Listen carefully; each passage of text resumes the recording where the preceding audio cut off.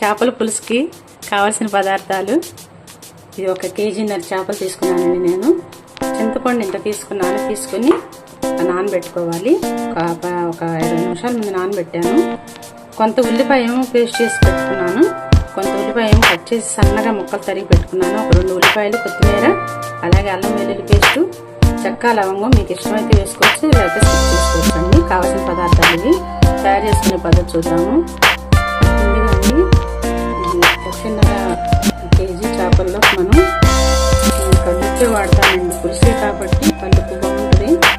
1 spoon ఉప్పు వేస్తున్నాను. మనం ఉల్లిపాయ అంతా కూడా వేసుకుంటాం కాబట్టి ఉప్పు 1 స్పూన్, 1/2 స్పూన్ సరిపోతుంది. అలాగే పసుపు కూడా వేసుకుని 1 స్పూన్ పసుపు పడుతుంది కలిపి వేసుకునండి. కలిపేసి పెట్టుకోవాలి. ఫిష్ అంతా కూడా మేము అక్కడ బయట బాగా తీసుకొచ్చాము. వీటిని చక్కగా మనం కూడా ఇంట్లో శుభ్రం చేసుకోవాలి. కొంచెం పెరుగు, ఉప్పు, పసుపు వేసి కడుక్కోవాలన్నమాట 2-3 సార్లు. ఈ ఫిష్ని ఇలా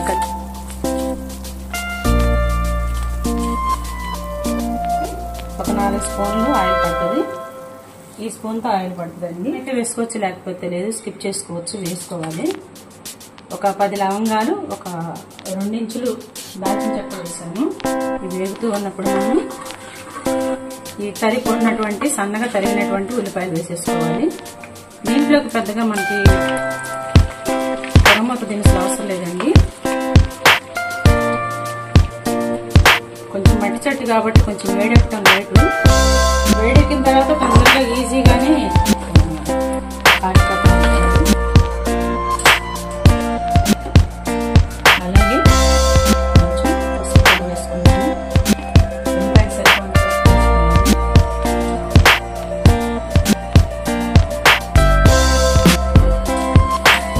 వాటిలో చాలా బాగుంటుందండి. మనకి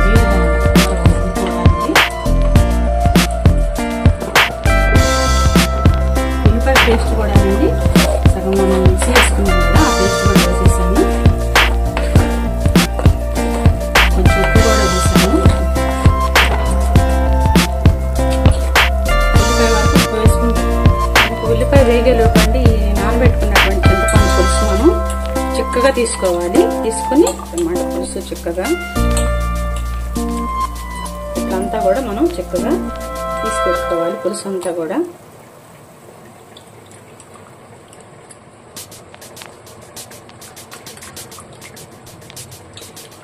మనము పులుసు అంతా కూడా ఎంతవరకు చిక్కగా వస్తే అంతవరకు మనం వేసుకుని చింతపండుకి సరిపోని పులుసు అంతా కూడా తీసుకోవాలి అన్నమాట. కూరకి ఎంత సరిపోతుందో అంత వాటర్ యాడ్ చేసుకుంటూ పులుసు అలా వేగుతున్నప్పుడండి ఉల్లిపాయ పేస్ట్ చేసుకున్నాము.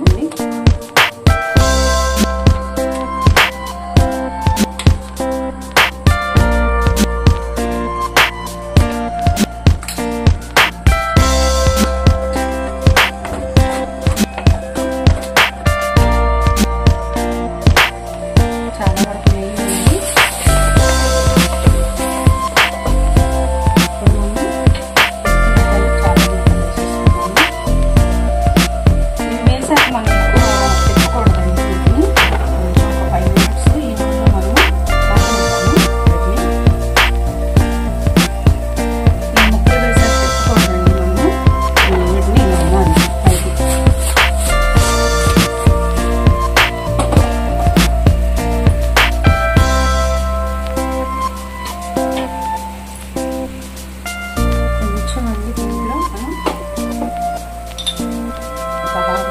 ధనియాల పొడి ఇలా కూడా బాగుంటుందండి. చాలా చాలా రుచిగా ఉంటుంది. ఏం కూడా వేసుకుంటే అలాగే కొంచెము మెంతి పొడి అండి, లైట్గా, ఎక్కువ కాదు, కొంచెం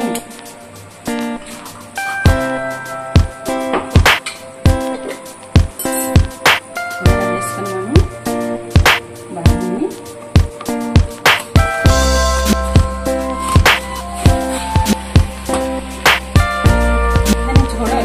బాగా కదలనమాట, గరుకుగా ఉంటుంది కాబట్టి కొంచెం ఇలా తీసుకుని ఇలా తిప్పుకుని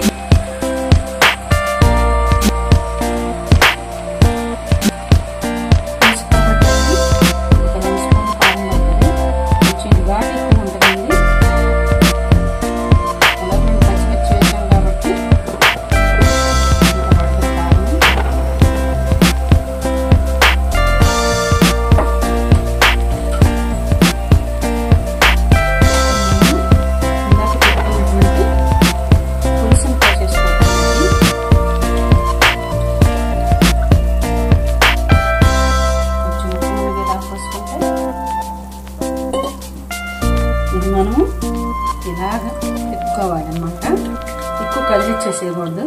ఇప్పుడు మనం ఇట్లా పులుసు పోసిన తర్వాత కదులుతుందండి, ముందు ఇది కదలదు, మట్టి చెట్టు కాబట్టి.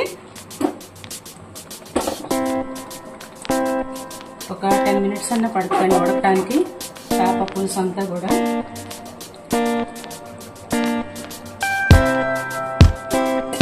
నేను ఒక ఈ బౌల్లో తీసుకొస్తానండి, ఇంత పులుసు పోసాను, చింతపండు పులుసు.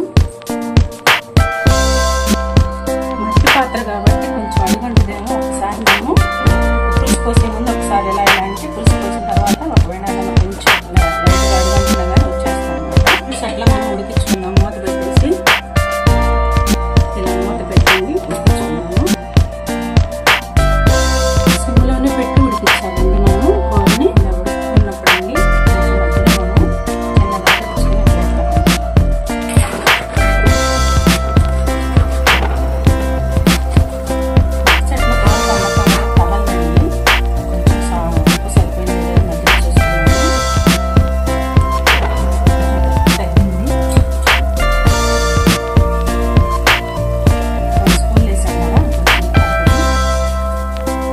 ఎక్కువే పడుతుందండి,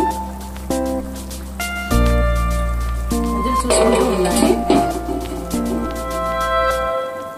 కొంచెం కొత్తిమీర కూడా వేసుకుందామండి, ఉడుకుతూ ఉంది. సన్న కాడతో ఉన్నా పర్వాలేదు, వేసేసుకోవచ్చు. మీకు ఉల్లికాడలు ఉంటే ఉల్లికాడలు కూడా సన్నగా తరిగి వేసుకుంటే బాగుంటాయండి. ఈరోజు నా దగ్గర లేవు, నేను వేయలేదు. మధ్యలోనండి మనము మట్టి చెట్టు కాబట్టి కొంచెం అంటే అడుగు అంటుకుని ఉంటుందండి. ఒకవేళ ఏదైనా అడుగు అంటేటట్టుంటే తిప్పకూడదండి,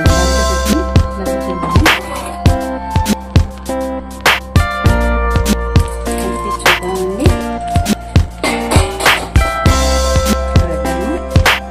ఒక స్పూన్ జీలకర్ర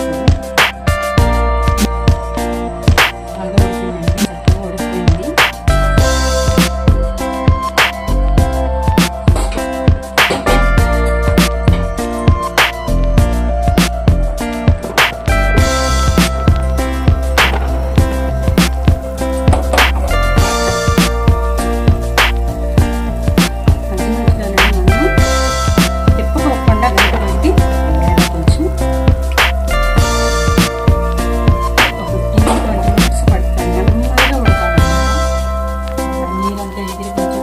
చిక్కబడేదాకా అయిపోయిందండి. చూద్దాము కూర.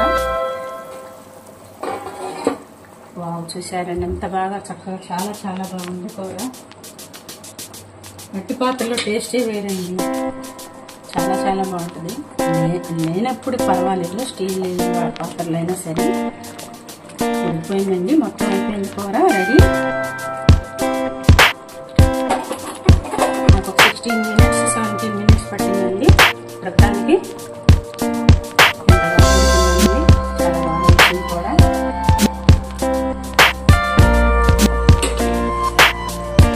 ఎంతో రుచికరమైనటువంటి చేపల పులుసు రెడీ అండి. మట్టి పాత్రలో వండాను కాబట్టి కొంచెం కొత్త పాత్ర అది, కొంచెం మీరు 13 minutesకే తీసేసుకోవచ్చు అనమాట. కానీ చాలా చాలా బాగుంది.